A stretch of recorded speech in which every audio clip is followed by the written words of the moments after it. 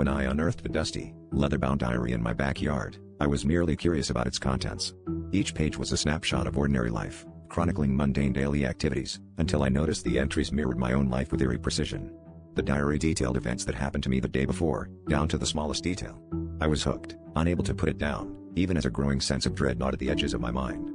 The last entry I read left me sleepless. Tomorrow, something terrible will happen. As the days passed, the diary's events became increasingly bizarre.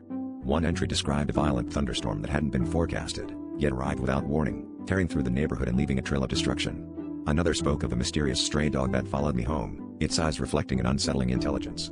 Each time I read the entries, a cold shiver ran down my spine, for they all came true by the following day, without fail. My life was no longer my own, it was a script penned by an unknown hand, and I had no choice but to follow. I finally reached the last entry, written in a rushed, frantic script. "You must finish my story," it commanded, "or face the consequences." Heart pounding, I stared at the empty page beneath it, understanding what I had to do. My hand, seemingly guided by an unseen force, began to write. The words spilled onto the page, describing a chilling scene where my own demise awaited, a sacrifice to the diary's insatiable hunger. With each word, I felt my grip on reality slipping, the boundaries between my life and the diary's narrative blurring.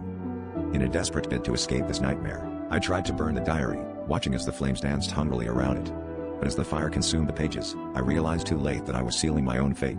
The final entry had been written, and in the flickering shadows, I saw my reflection not as I was, but as the person the diary had reshaped me into. The diary was gone, but its story lived on, within me, waiting for the next unsuspecting soul to unearth its sinister secrets.